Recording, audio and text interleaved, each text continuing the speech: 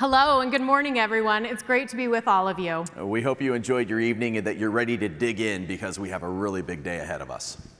You all should know that besides being exuberant morning people, which is probably why we've been asked to lead this session, Ron and I have something pretty fun in common. That's exactly right. It was about this time last year that we both began working at the National MS Society. In fact, our very first day at the Society was at this conference, and that's why we call ourselves Work Twins.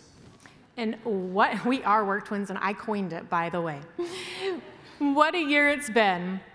While there's been so much to learn and absorb over the past year, I'll never forget the incredible first impression this movement and all of you had on me. I'm impressed every day by the passion that each of you bring to this mission. You make an incredible difference. And then there's your stories. They're inspiring. They reflect your passion, your perseverance, and your resilience. And there's nobody better to communicate the impact of what we have achieved than you. As Liz mentioned, we have learned a tremendous amount from the people we partner with every day. That includes volunteer leaders, supporters, and society staff. I have found the stories of how people are connected to the society to be powerful, memorable, as well as inspiring. Stories matter because they are the connective tissue to many of the things that we do at the society, especially when it comes to fundraising. Your stories are a key reason why people give. You all have accomplished so much for people affected by MS, and it's important that we take some time to celebrate that. Because celebrating reminds us that our contributions really are making a difference, and it helps us be better ambassadors of our work ahead. And it's up to all of us to grow the MS movement. And when we get good about talking about our progress and sharing our stories, we also get good at inspiring others to join us. And that's what this morning's session is all about, talking about the progress we've made through storytelling to inspire more people to join the movement to end MS forever. Sharing our impact, it's what we've done as a movement since day one. It's in our DNA. In fact, this was the key to Sylvia Lowry's success when she founded the National MS Society. And what began as one woman's vision is now a 50-state network leading the global charge to end MS. Together, we've achieved more breakthroughs than the world has seen for any other neurological disease. Our progress is unprecedented, and your generosity and support has made this possible. In fact, in the past 3 years alone, together we've raised nearly $570 million through our Breakthrough MS campaign.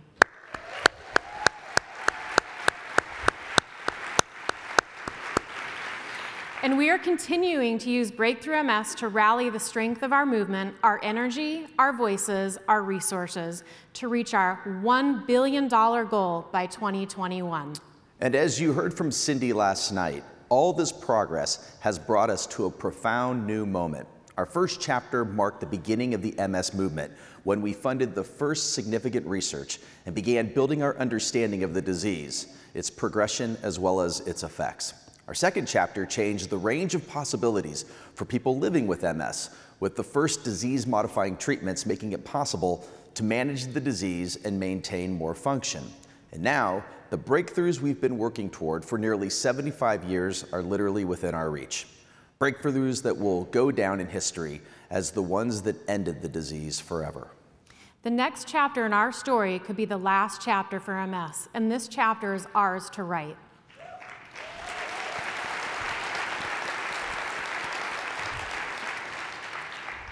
Despite all our progress, nearly 1 million people still live with the challenges and uncertainties of MS. Every one of their journeys is unique. Every one of their lives matters. And in order to move as quickly as we can toward a cure, we must share our stories and our progress with everyone that we know, and that's up to every single one of us. So it's my pleasure to hand over my spot on the stage to someone who has her own powerful story to share. Please join us in welcoming U.S. Army veteran Tracey Cooper Harris.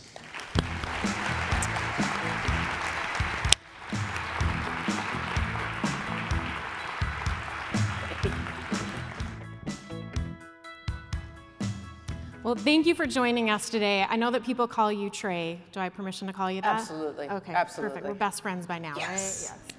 All right, before we get started, I know that just a few days ago on November 11th was a very special day. And every day is a good day to thank a veteran. So let's hear it for Trey and all she's done for us.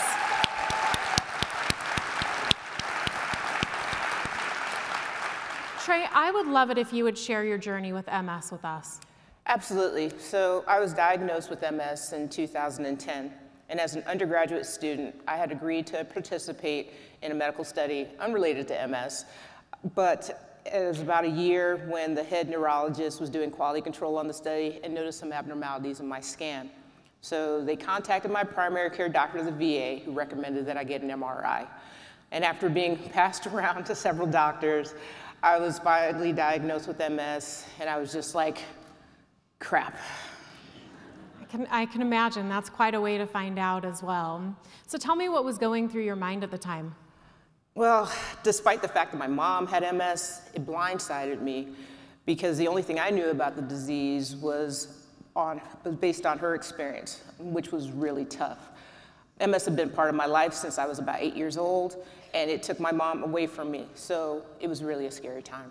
Yeah, I can imagine what was going through your mind, especially having lived with MS in your life since you were 8 years old. I mean, that's quite a journey. So I would love to know how your life has changed since your diagnosis. Well, as an Army veteran, I'm pretty resilient. That's true. I've been trained basically to go over, under, around, or through any obstacle in my way. So I'll be the first to admit, I thought I could handle it myself. And I didn't want to be a burden, and I didn't want to make a big deal out of my symptoms when there were other people living with the disease who needed more help, like my mom. But a lot of MS symptoms are not necessarily apparent to the outside world, and I do need to ask for help sometimes. So I've learned to be proactive. I tell my professors what's going on before I find myself falling behind. I ask for more time when I need it, and most of the time they're very willing to help, and it's made quite the difference. Yeah, I can imagine, and I mean, there's no doubt that you're tough. I think we can all see that today, but sometimes we just have to admit that we need help, and I'm glad that you've been able to do that. So tell me, you talked a little bit about your mom. How has your experience been different than hers?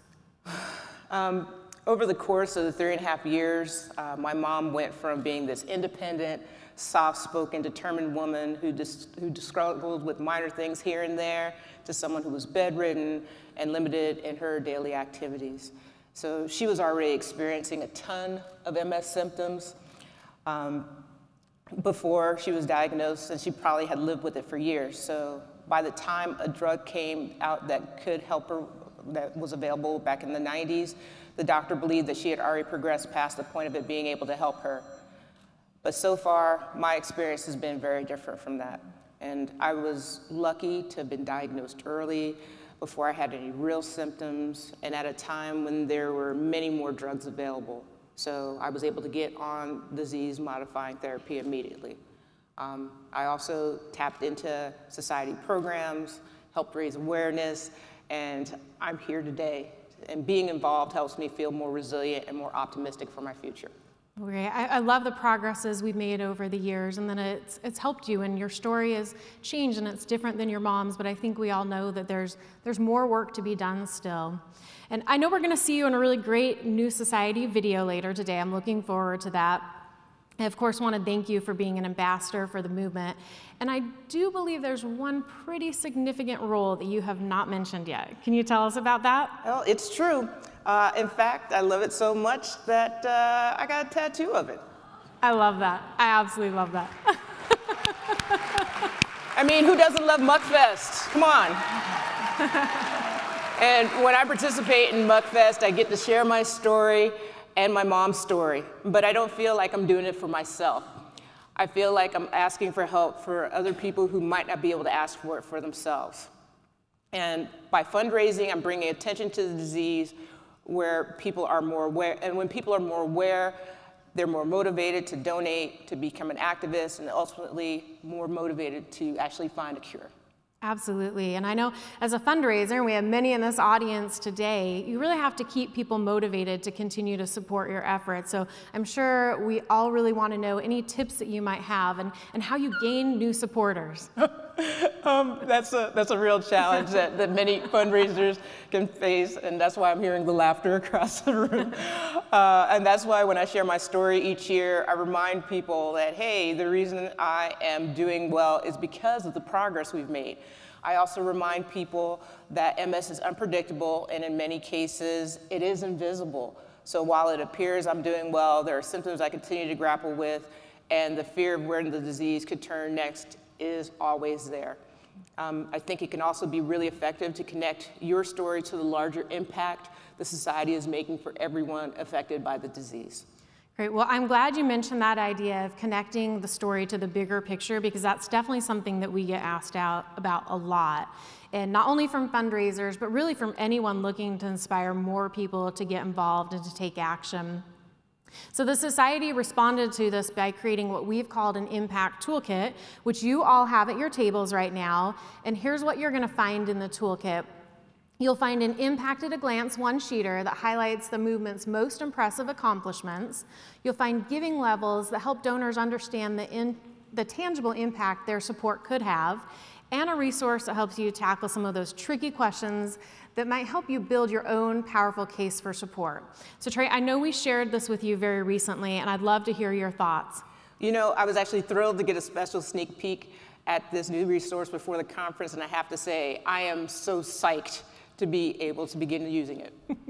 I especially love the gift levels. It's powerful to be able to share what $100 or $50 could make possible. Absolutely. Well, thank you so much for joining us today and sharing your story. Everybody, let's give a big round of applause to Trey. Thank you.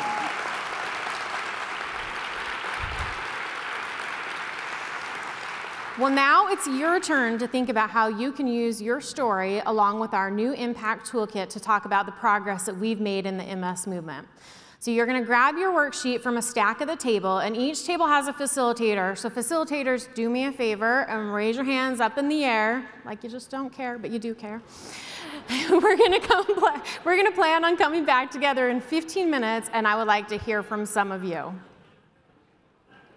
All right, I hope you enjoyed those toolkits. So just hot off the press, you all know, because I do anticipate this is a question that's going to be in your heads, is are you going to get an electronic copy of this? So we will be sending these materials out post the conference. You were thinking that. I saw your face up there, Beth. And we are going to turn these into documents that you can also take bits and pieces of and that you can share over social media. So that's the great news. I now would love for, let's say, 2 tables to share their discoveries. So it's really hard for me to see way back there, but I see Carrie. So Carrie, do you have somebody for me? I do. Table 29 had an amazing conversation. So Diane, would you mind sharing that with us? I guess. Hi, everyone.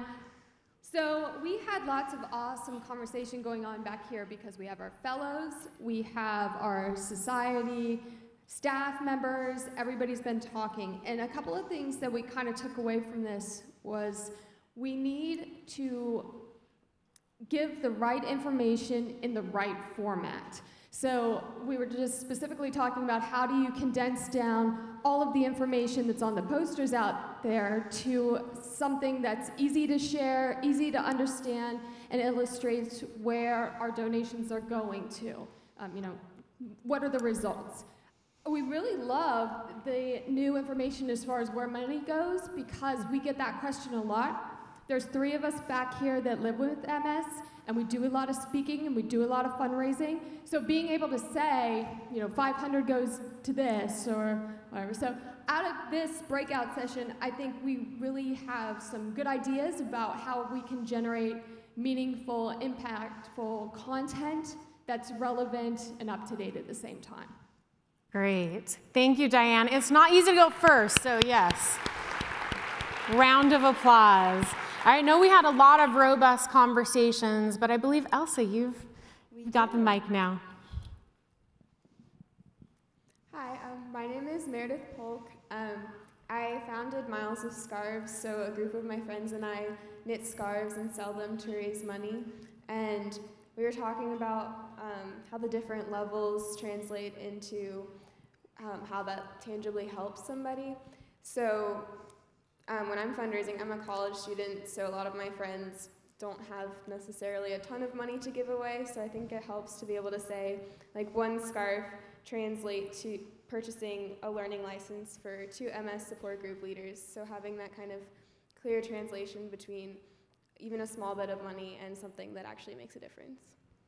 Great. Thank you for sharing, Meredith.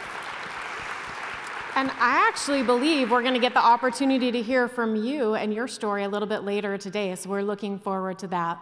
Well, thank you everybody for sharing your discussions, and I hope that you found this exercise and this toolkit to be helpful, and that you're starting to feel more equipped to share your story and inspire people to join the movement. Now, as we all know, there is no more powerful way to demonstrate the urgency of our work than through the voices of those directly affected by MS. We've come a long way, and we've made incredible progress, but there's a lot more that we can and will do, and the time is now. I'm excited to share with you a brand new, hot off the press video featuring just a few of the many incredible stories across the MS movement.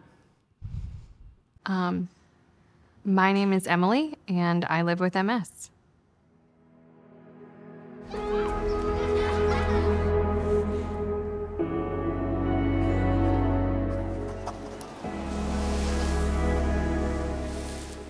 On a good day, I am walking fine. I can do just about everything I want to do. My dad's doing pretty well. He's still walking, he still works full time. With my new infusion, I am having more better days than bad days. My knees feel good. I can actually feel all 10 of my toes. I haven't had any symptoms or episodes in a long time. I think the rate at which we're finding discoveries in MS is pretty astounding. A generation or two ago, people had no treatment options to turn to. The medications have really changed the course.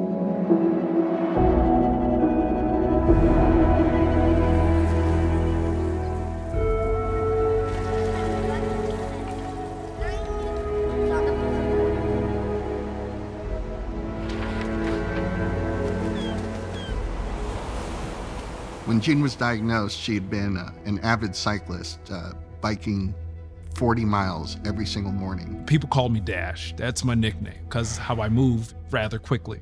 Altogether, I served for about 12 years, from 1991 to 2003. Married to the person of my dreams, feeling really stable. And then everything just got ripped out. Within a couple of years of her diagnosis, she was wheelchair bound, and just a few years later, she was bed-bound quadriplegic. The doctors told me they weren't sure if I'd be able to walk without a walker or walk anymore. I couldn't run. It would just mess with me in my mind, like Dash couldn't run. My mom also had MS. I can only hope that when it comes to my MS, that it does not impact me as much as it did her.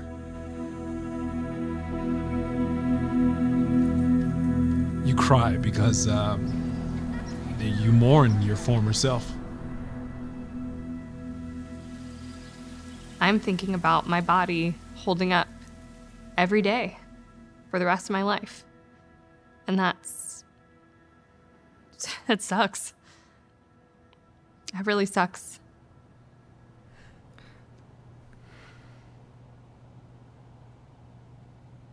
But we're resilient.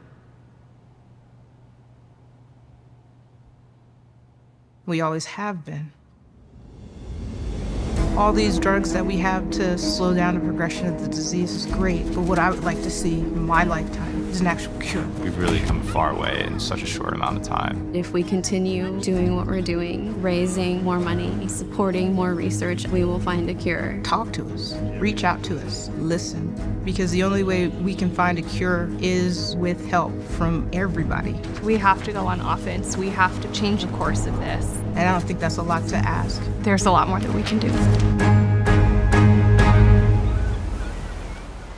Well, I appreciate everybody's attention, and I want to thank you so much for listening. Thanks for listening. Thank you. Thanks, guys, so much for listening. Thank you for listening.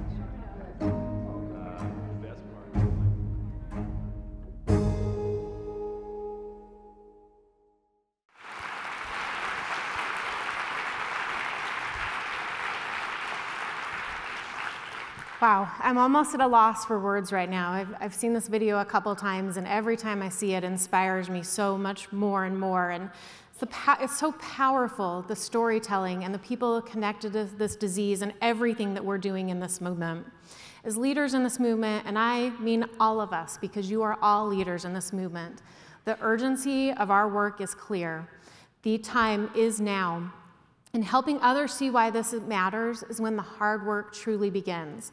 To share his own perspective as a husband whose wife lives with MS, I'd like to welcome my very dear friend, Jon Strum.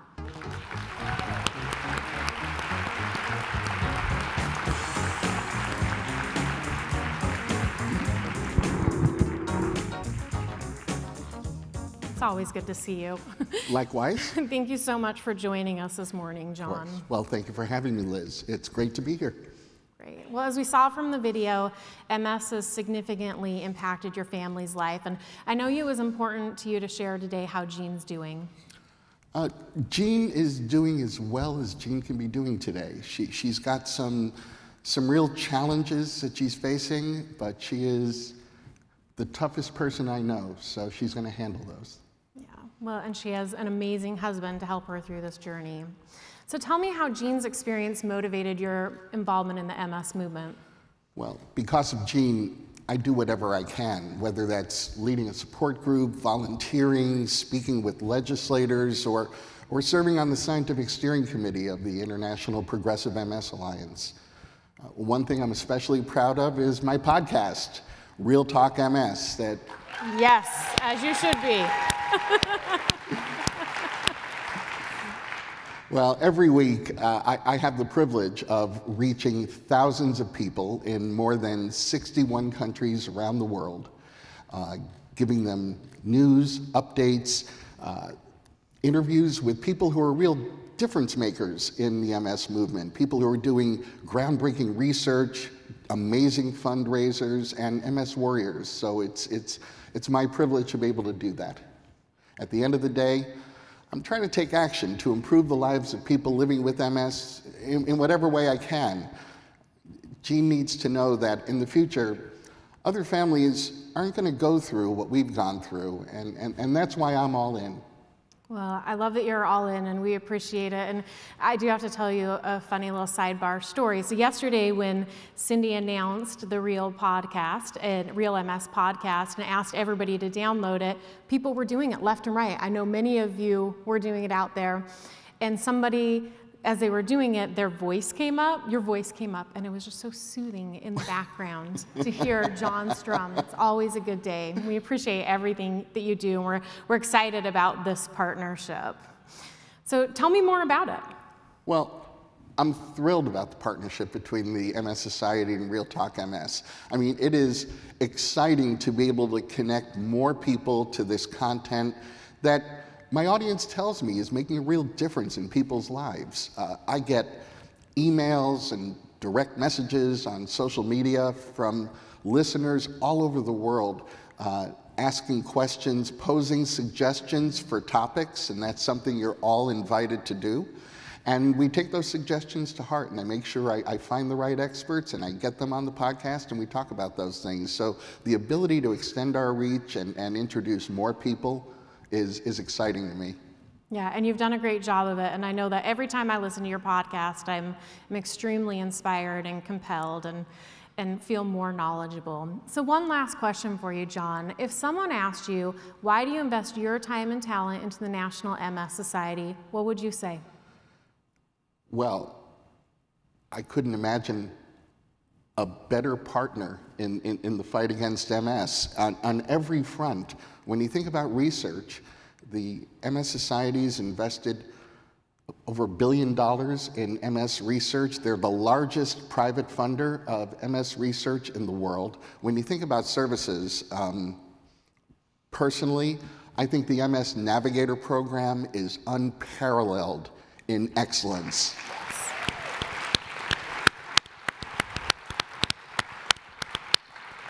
I mean, it is so remarkable that someone can pick up a phone or get online and get the level of one-to-one support, no matter the problem they're facing living with MS. It's extraordinary. So I think that's just a remarkable program.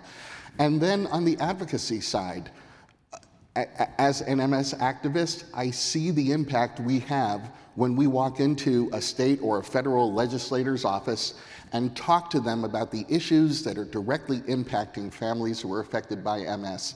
It means so much. It is so effective when they hear directly from us. So whether you're talking about research or services or advocacy, who else would I partner with? Initially, I kind of had a depressed outlook on the future as I saw Jean continuing to develop more serious symptoms and more profound disability. But in recent years, I've seen amazing strides being made through our comprehensive approach to research, services, and advocacy, and I'm encouraged. I'm hopeful about the future. I think that there's a different ending to the MS chapter in people's lives right around the corner. So I'm more optimistic about the future for everyone living with MS than I've ever been. That's great. I love it. Thank you.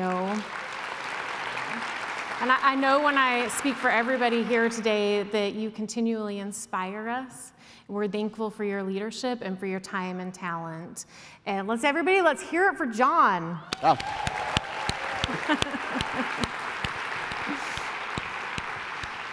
All right, it is your turn again. So you just heard Jon talk about the urgency of our work and the confidence he has in this movement to deliver the next generation of breakthroughs. The only question is, how fast can we move? You're gonna spend the next 15 to 20 minutes at your table building out your own personal case for why our work is so urgent and why now is the time to join our movement. Again, facilitators, you know them now. They're here to help you build your own case. There's a resource in your handbook that'll help. So ready, set, go. All right, well, I'm not quite sure where time is going this morning, but it sure is going quick. So it is time again to reconvene and hear from all of you. So as I was wandering around, I heard a lot of people saying great things about urgency and tying their story to it. And so I'm gonna turn it over to Carrie out there somewhere. Hi, Liz. Hey. Yes, I had the opportunity to meet Jessica. So Jessica, come join me. I'd love to hear about your story. Why are you involved in the movement? I was diagnosed in 2015, and after my diagnosis, went right kind of to the MS Society's webpage and got involved with Muckfest. But I think my true why is my 2 children, and also we were talking at this table about the people who are diagnosed that aren't ready to receive the help and all of the benefits that the society can bring to them. So I muck, I fundraise, I put myself out there with my diagnosis so that my children can see that this is how you overcome adversity, right? I do this so that hopefully my children never have to deal with this. And I do this for my fellow MS warriors that aren't ready to kind of come into the power of their voice and their message with this. So I feel like if we can do that for one person, if we can, as you said, open a person up to receiving the message and receiving the help and support, then I feel like my job is done. I'm done then, so. Awesome. That was extremely, extremely well said. Thank you for sharing that. Who else we got? We have Corey. So also got to overhear Corey share her powerful story. So thank you for being here. And what is your why? My why is I was diagnosed when I was 20, and I knew nothing about MS. And I was ready to go pick out my nursing home, because that's what you do, right? And I didn't know anybody with MS. I knew nothing about MS. I didn't know that you could graduate college. I didn't know that you could run a business, that you could get married, that you could have 2 kids. I did not know that that existed. And a lot of people don't know that. So as far as the urgency goes, I don't think that people are aware of how MS affects the world in general. I was at a volunteer fair while we were searching out volunteers for the MS Society. And a gentleman walked up. There were many different organizations there searching for volunteers. And the gentleman said to me, he said, the problem is, I don't know anybody with MS. And I said, yes, you do. And he said, no, I don't. I said, yes, you do. And I kind of feel sorry for him because I didn't know if he was scared we were just about ready to get into a fight, or I'm a very intimidating character. And so I said, you do know somebody. Let me tell you something. I have MS. Let me tell you the people that are affected by my MS. My husband, everybody that my husband works with, because sometimes he's late to work because he has to take care of me. My kids are affected by MS. Everybody at my kids' school is affected by my MS because I need help. The people that are waiting for me at the grocery store because they need to get out of the grocery store right now, and that slow lady in front of them can't get a hold of her debit card fast enough. They are affected by MS. The people that are irritated at me as I'm driving because I leave this much car length just in case I can't feel my foot and it comes off the brake real quick, they're affected by my MS. Everybody is affected by my MS. And there's a million of us out there. That's a lot of people we affect. And that's a big urgency. Most of us are people in the community. We have things to do, we have things to say. We are very integral to the workings of the world. And sometimes we have little hiccups that we need help. That's pretty urgent to me.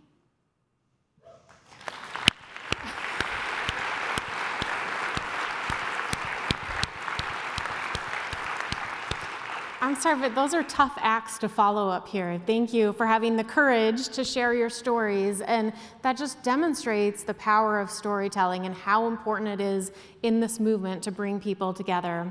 You all did a remarkable job today, so nice work. MS remains a fact of life for 1 million people, but the breakthroughs we've been waiting for, they are just beyond our grasp, and we are determined now more than ever to seize them together. You all received a notebook today at your tables, and I encourage you to take notes on the stories and the messages that illustrate the urgency of our work throughout the conference and beyond. Your notes will inform the next chapter of our movement's journey that we will write together. Before we do go, I want to share a couple logistics with you. I know everybody will want to have a copy of that video, and we want you to have that and share it with others. So as soon as the session ends, you'll receive a message on your phone and in the conference app with a link to the video on YouTube. Please share away. Make sure that you visit the Corporate Partner Showcase to grab some cool swag and connect with our conference supporters. And of course, a huge thank you to all of our conference sponsors, Biogen, Celgene, and Genentech, our contributing sponsors, Mallinckrodt and Merkel, and to our Corporate Partner Showcase supporters, EMD Serono, Halo Branded Solutions, and Mobility Works. Let's give them a round of applause.